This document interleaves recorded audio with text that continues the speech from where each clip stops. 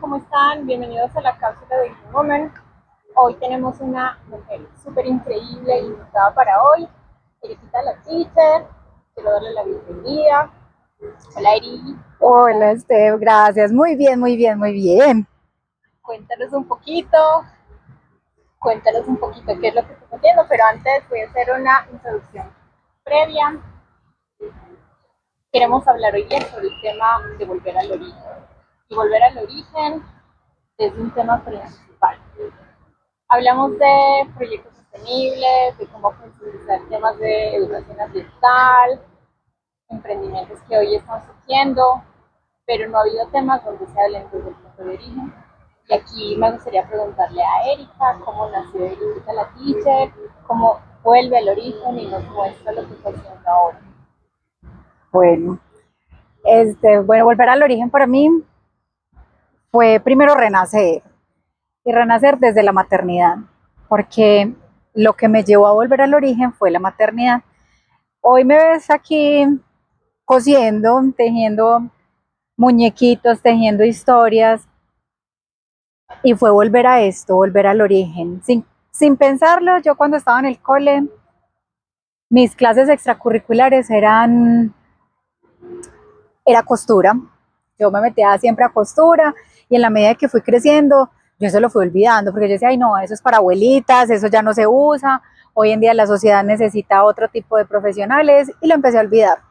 Pero cuando nació mi pequeña, sentí que necesitaba algo que me empezara a traer a la tierra, que me empezara a decir haz pausas, porque mi vida la venía viviendo en piloto automático, en un afán de conseguir cosas, de hacer cosas, de sobresalir, de como que me viera el mundo. Y cuando llega mi chiquita es como, no, tenés que parar del todo, tenés que respirar. Y el cuerpo también me fue mostrando porque me venía enfermando y pues cuando llegó la chiquis fue como hacer estas pausas y dentro de ese camino que llevo recorrido con ella fue como volvamos a tejer, a algo que hacen las comunidades hace muchos años y que el afán del día a día pues, nos ha llevado como a ¿para qué vas a coser? Eso no es necesario. ¿Para qué vas a tejer? Eso no es necesario. Y sí, sí es muy necesario, por lo menos para mí, me mantiene muy ocupada, me mantiene muy enfocada. Bueno, y esto es interesante porque lo que abordamos es hacer una transición hoy en día de ver que el éxito de una mujer con profesión, con sueños, no se divide entre ir por una carrera hacia un éxito en solitario, sino también incluir el tema de la maternidad y cómo ha sido la transición de mezclar tus conocimientos a lo que ahora se dedica a la teacher. Eso es muy, muy chistoso porque hubo un punto en el que yo dije, yo siento que tengo que renunciar a la vida profesional y tengo que dedicarme a maternar. Pero dentro de todo ese maternar, también me di cuenta que Eriquita la teacher o Erika Rico no es una sola cosa, es un paquetico de todito. Entonces descubrir eso me llevó a ver que Erika puede ser la mamá, pero también la mamá que sostiene a otras mamás a través del ejercicio del derecho, pero también puede ser esa mamá que enseña y que acompaña desde el inglés no solamente a su propia peque, sino también a otros peques y que también puede llevarlo a las comunidades.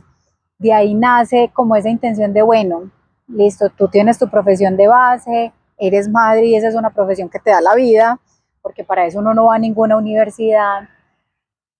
Y aparte de eso, quieres una peque que tenga una educación que no sea tradicional, que no la encasille, que le permita abrir sus alas, volar, expandirse.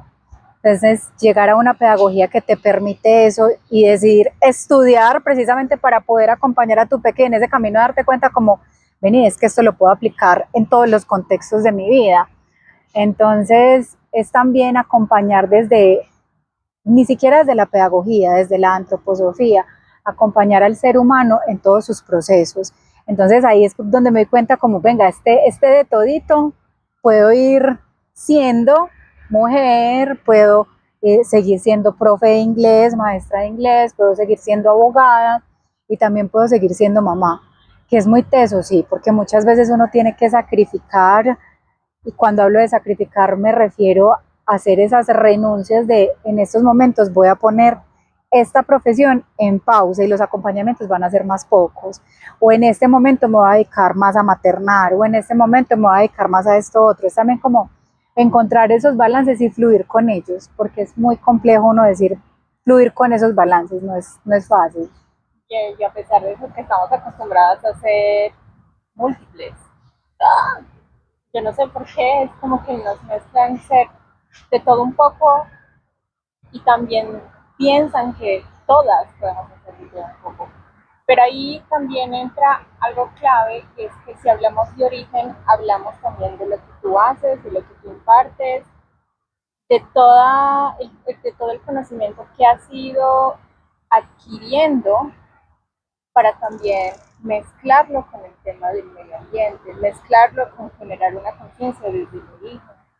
Y eso también embarca lo que es la antroposofía. Entonces, cuéntanos un poquito sobre lo que estás haciendo, cuál ha sido tu percepción de la educación y el tema del medio ambiente y lo que quieres que también tu peque aprenda y desarrolle conciencia. Vea, te voy a contar una anécdota súper chistosa, porque antes de que mi pequeña naciera, yo era de esas mamás que, ay, este juego de estimulación y esto otro, y entonces me empecé a llenar de un montón de juguetes para mi peque, que cuando vine a ver yo dije, fue madre, esto es puro consumo y mi niña no lo va a necesitar. Cuando mi peque me empezó a mostrar como ve, mamá, ya estoy lista para ir al colegio, fue ahí donde yo también me empecé a autoeducarme y dentro de ese proceso formativo lo que encontré fue que menos es más, ¿sí? Y que definitivamente las cosas que tienen alma y que mi peque va a recordar son esas cosas con las que sintió el calor de hogar, con las que sintió el calor de mamá, el calor de papá, el calor de una abuela, de esas personas que la rodean en su cuidado. Y con base en eso yo empecé a sacar todas las cosas de plástico que tenía en la casa. ¿Qué conseguimos? Conseguimos cubitos de madera. ¿Qué hacemos? Nosotras salimos a caminatas, recogemos hojas, recogemos palitos, recogemos piedritas y esos son nuestros tesoritos. Cuando queremos hacer alguna manualidad o algo, miramos como, bueno, ¿y qué tenemos de reciclaje en casa? Mi esposo me dice que yo tengo un espíritu y un alma de reciclador impresionante, porque yo en cada cosa que uno dice, ay, esto ya para qué, yo veo una oportunidad, como ve, con esto puedo hacer una mariposita, con esto la puedo pintar así, con este papel, por ejemplo, los papeles que pintamos, nosotros pintamos acuarelas, nosotros ya no compramos papeles de regalo, con esos mismos acuarelas que quedan, empacamos ahí los regalos. Entonces es como también enseñarle desde pequeña que las cosas tienen un segundo uso, ¿sí? Que a veces no necesitamos tener el muñeco que hable, que cante, si la misma naturaleza nos da esos sonidos, ¿sí? Si yo puedo crear una mariposa con hojas secas, si yo puedo con palitos hacer una casita. Entonces, toda esta pedagogía, toda esta parte de volver al origen demuestra es cómo desde la naturaleza yo puedo crear, ¿sí?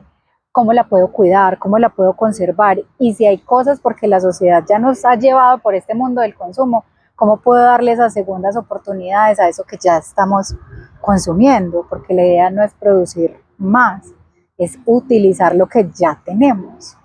Y eso es muy curioso porque yo escuché de una comunidad alemana que cuando se reúnen entre vecinos, cuando alguien está embarazada, ellos guardan los juguetes o guardan la ropa bien cuidadita, bien guardadita, y cuando el vecino nace, se lo donan o lo regalan y así va la recuperación.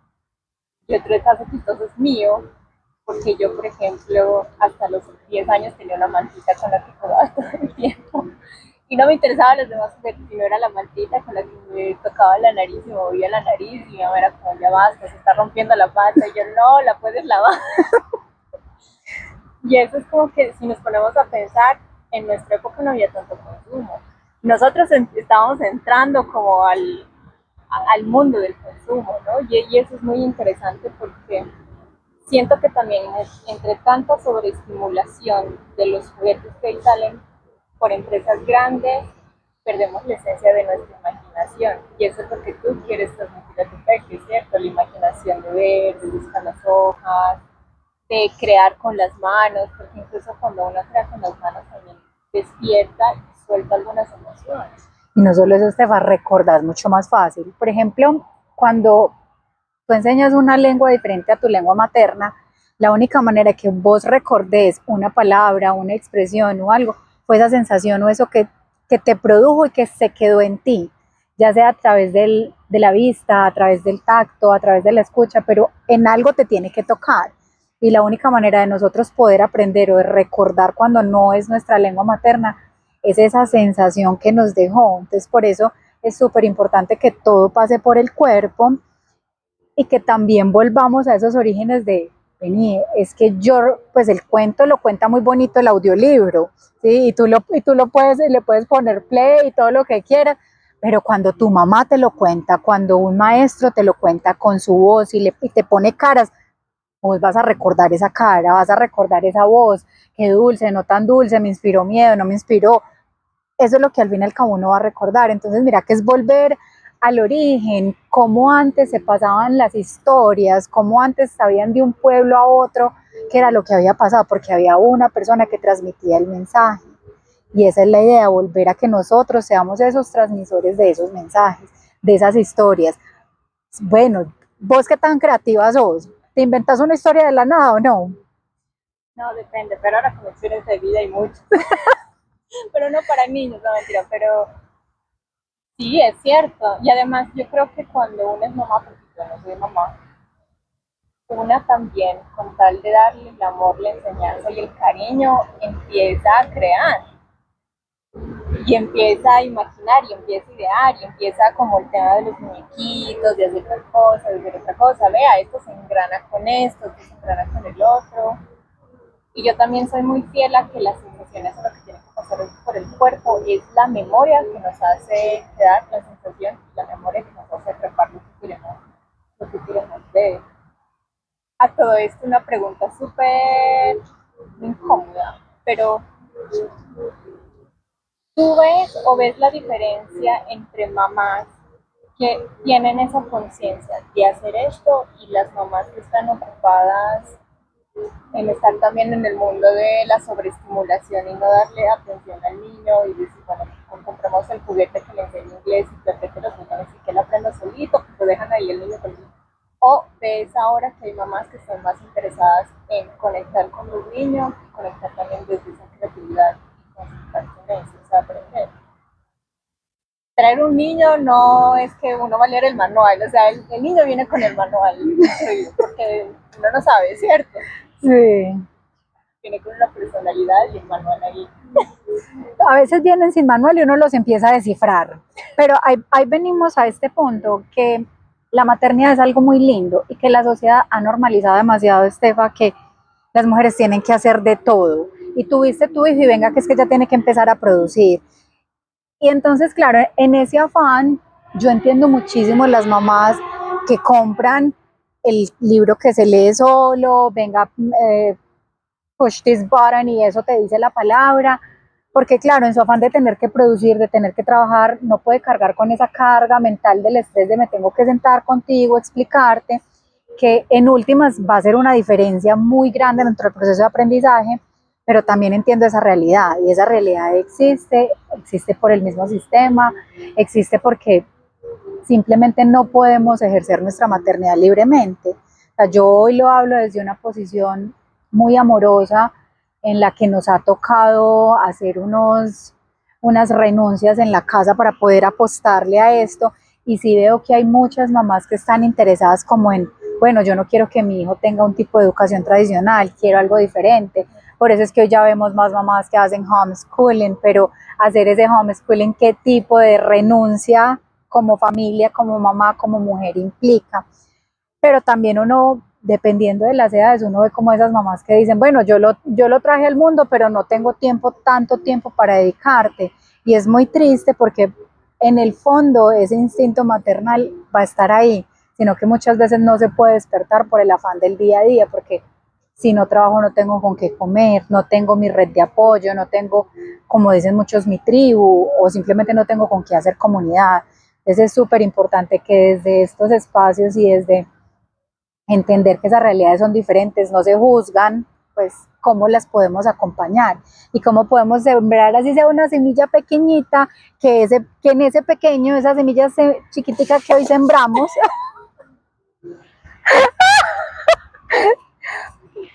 tenga sus frutos. Estamos bien, estamos...